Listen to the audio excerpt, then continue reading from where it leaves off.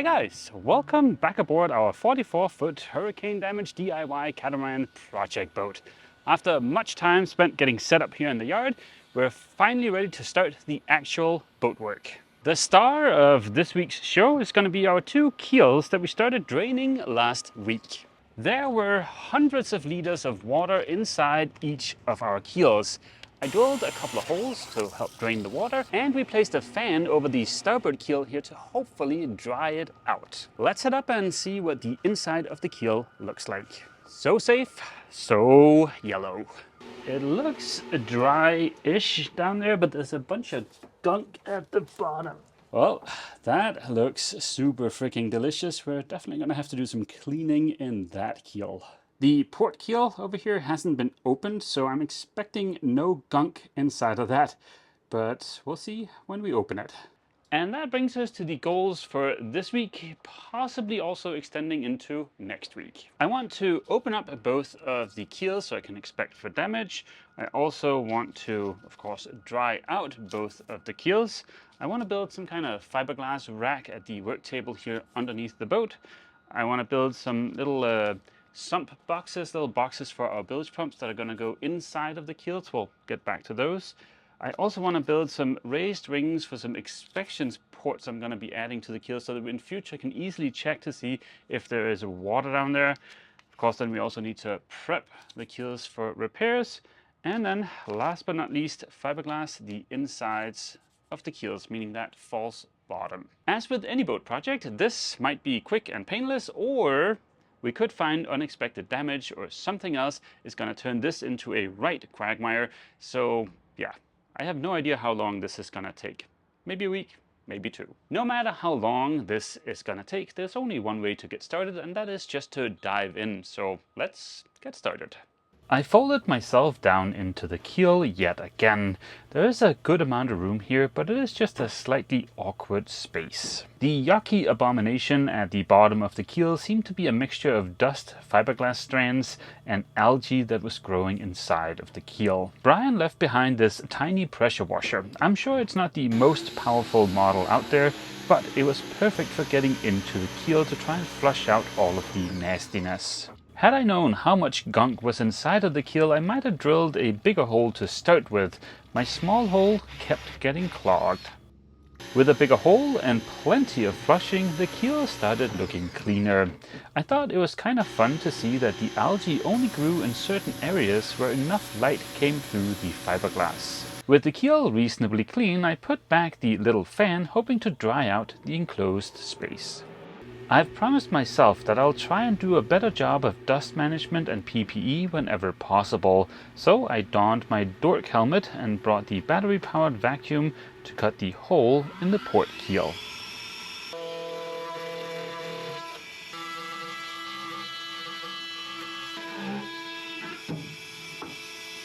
It's not much, and it's also almost guaranteed to be the single quickest task on the board.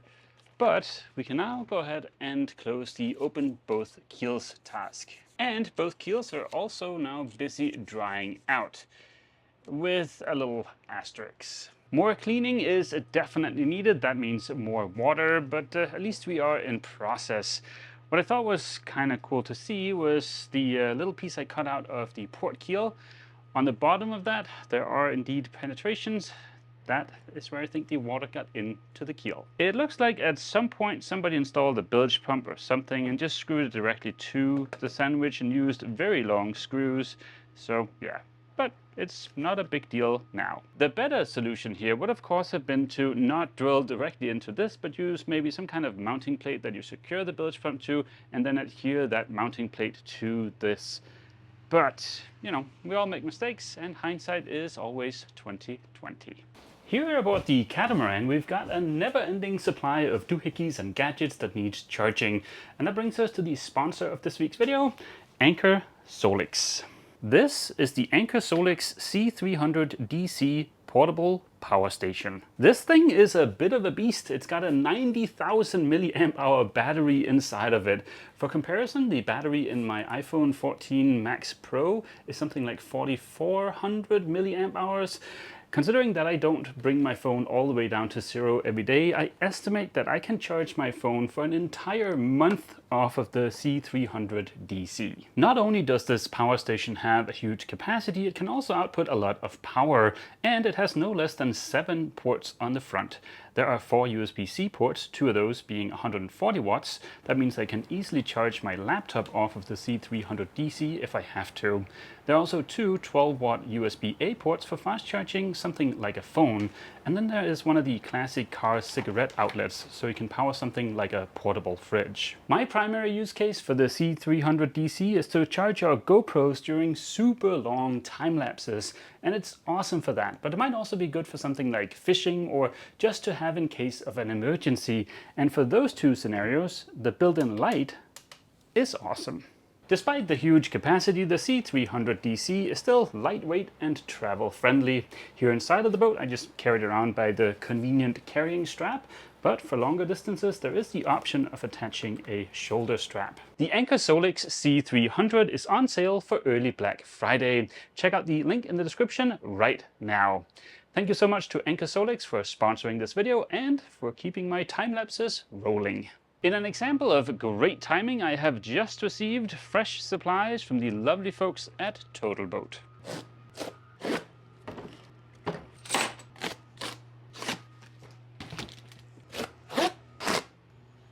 Besides now having in stock a bunch of awesome products from people I really like, there's one more thing I can do to make my fiberglassing experience a little bit more enjoyable. Let's see if we can cobble together a fiberglass rack.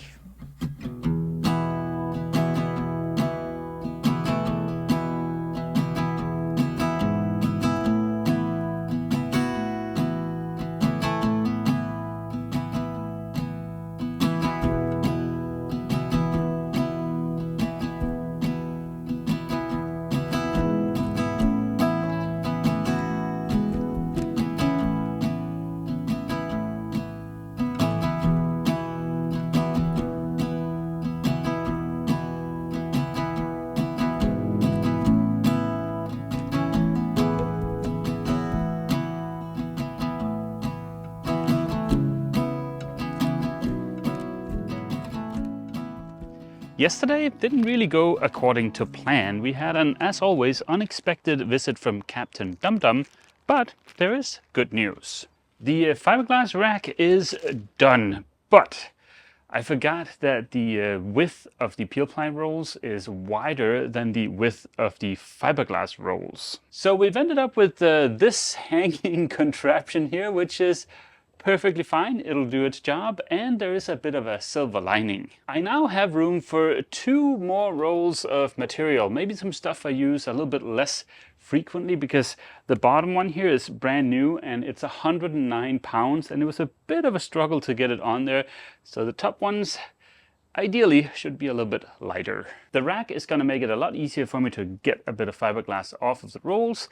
It's also nice to get the rolls out of the boat because inevitably it is going to get a little bit dusty in there, but it's also dusty here under the boat. The tramp ramp here has just been sitting here under the boat minding its own business and it is filthy. Short of wasps, tomatoes and root canals, there are not many things in this world I hate, but dirty or creased fiberglass or peel ply is on the list. The whole point of the fiberglass rack is easy access, and having to faff about with a tarp is, in my book, not easy access. Unfortunately, our Sailrite sewing machine has a 230 volt motor in it because we bought it for Europe. Before I can use it here at the catamaran, I'll have to switch out the motor, but once I've done that, I do want to make a cover with a zipper or something so it's easier to get to the fiberglass. But for now, we can go ahead and close the build fiberglass rack task. I picked up some cleaning supplies on the way here, so yeah, today is keel cleaning day. We have some bleach to get rid of the algae that's growing in the starboard keel and just some random degreaser for the port keel. Having sprayed the inside of the keel with copious amounts of degreaser and a good scrubbing, it was just a matter of rinsing and repeating until the water ran clear and clean. If only all boat cleaning could be done from a comfortable sitting position. As I suspect will be a bit of a theme for this refit, the process was the exact same on the other keel. With the keels somewhat clean, I decided to get started on the two sumps. Brian had some leftover foam core material. Any foam core material is a joy to work with because it's so easy to cut and shape. This would be the perfect time to bust out my TotalBoat epoxy mixing station. I filled both the resin and the hardener container and used 2 of the small included cups to prime the pumps. Under the theme of trust but verify, I double-checked the mixing ratios. Fortunately, it was spot on. To not get epoxy all over my nice new work table, I taped in place a garbage bag. Ava will be very proud of me. I used TotalBond and the accelerator to attach my pieces of foam together. This is a great way to build the shape you want without having to wait for thickened epoxy to cure. With the accelerator, the bond is pretty much instant. I must have not brought my router to the tool trailer yet, so I had to round over the outside corners by hand. It's not a big deal. By first breaking the edge down into 2 45-degree edges and then breaking those down again, you can get nice consistent rounded edges. I definitely need to come up with an easier way to keep dust off of the rack. Messing with this tarp is getting old pretty fast. The good news is that the rack works as intended and made it super easy to cut off pieces of fiberglass, although some kind of electric scissors would be nice. After a quick stop in my now very well stocked composite area to pick up a couple of cups, some stir sticks, a fin roller and a brush, I was ready to get started. I mixed up some thickened epoxy to a consistency that won't sag. My plan was to use piping bags to put down the fillets, but it turned out our old piping bags from aboard Athena had gotten stuck shut. Nothing I did could open it. That's also not a big deal. I put down the fillet the old-fashioned way, which is just as good, but a little bit slower.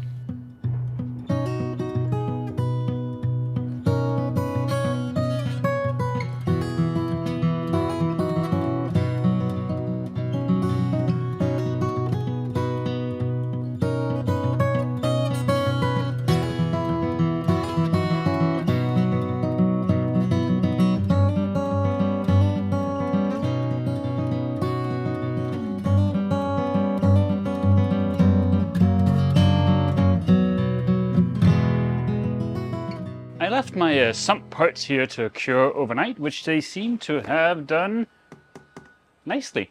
Each of the 2 keels will get 1 of these. I've laminated the backside, so this is how they're gonna sit inside of the keel. The reason I wanted to put in a couple of sumps is to provide a low spot where any water ends up, where the bilge pump will have an easier time picking it up, and also it's gonna be a smaller area that gets super yucky that's gonna be easier to keep clean. Yet again, I forgot to update the board yesterday. We can go ahead and move the sump task into doing. We can also go ahead and move this guy, which I'm not excited about, into doing. That is to prep the keels for any repairs and also for the sump installation. This is going to be the miserable part of all of this.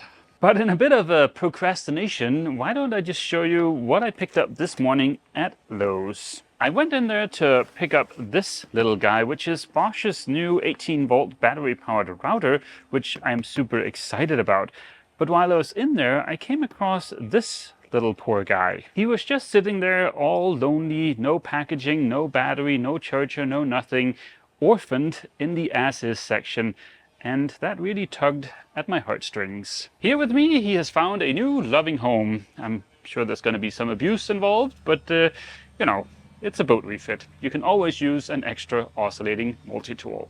I am curious to see which one of these I like best long-term, because they do have slightly different shapes to them. But so far, all that matters is that the new guy seems to be working. For this refit, I have really embraced the battery-powered tools, and I think that's going to work out way better than I thought it would.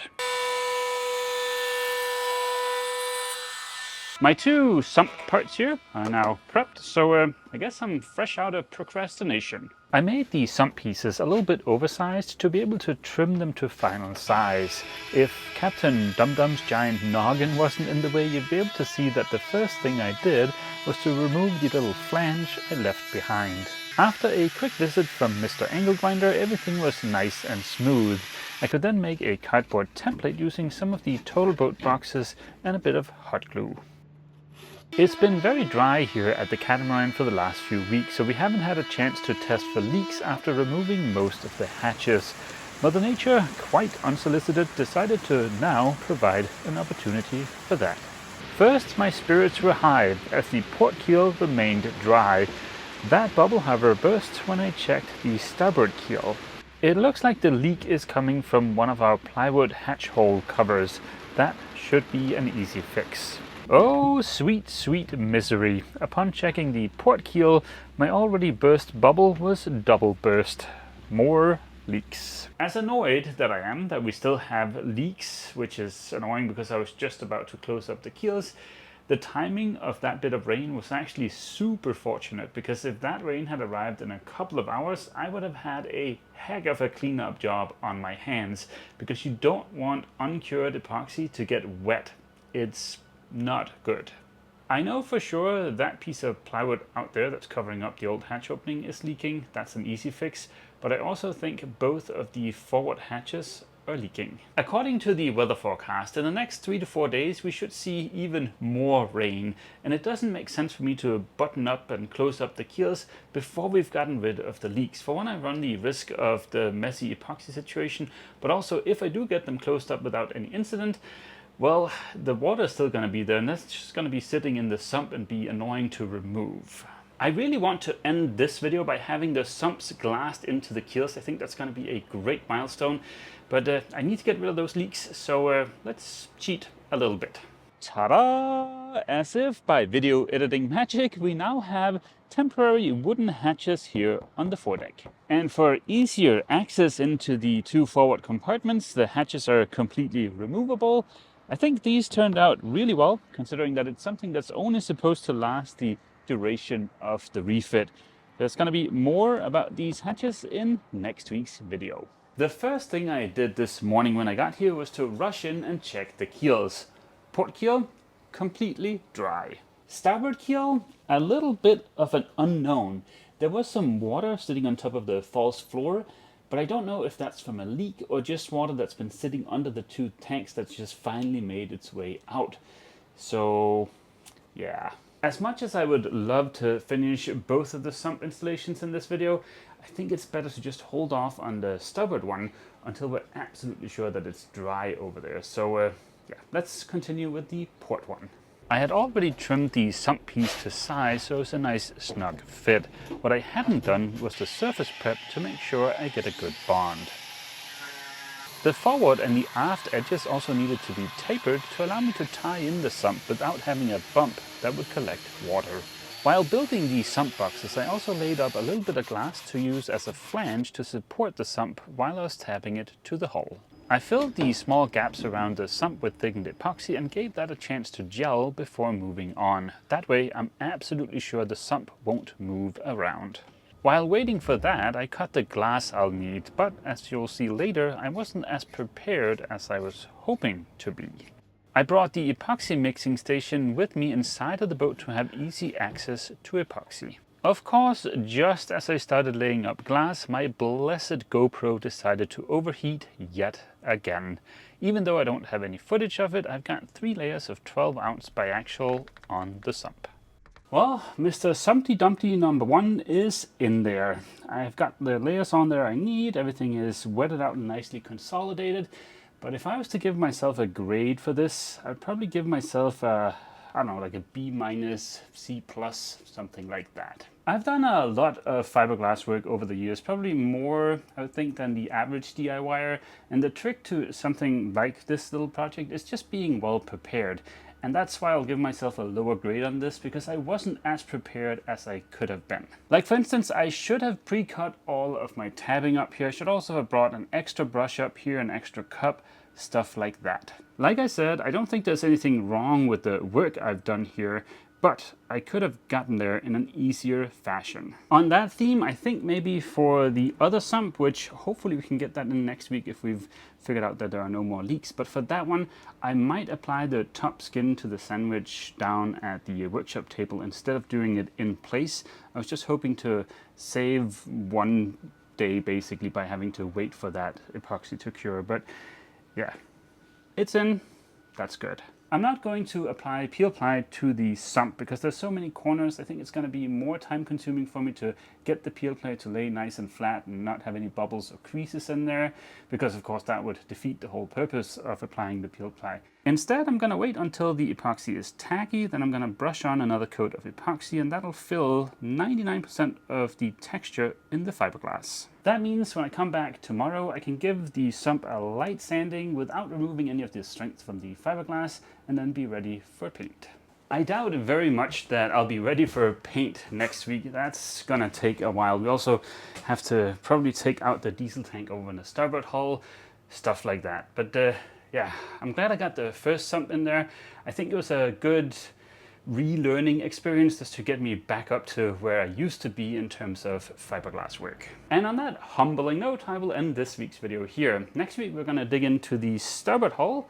Hopefully we'll be able to get the sump in there if there are no more leaks. There's also going to be that little segment about the wooden hatches on the foredeck, and maybe I want to take a stab at getting that diesel tank out there, both to make room for myself down there when I need to glass in the sump, but also to inspect it, because in the not too distant future I'll have to make up my mind as to whether or not we want new diesel tanks. Ava's with her sister helping out with our niece, so I don't have my trusty end of video partner here, so I'll have to take a stab at it by myself. But yeah, as always, feel free to leave a comment down below, and don't forget, if you've enjoyed this video, please remember to leave a like. See you!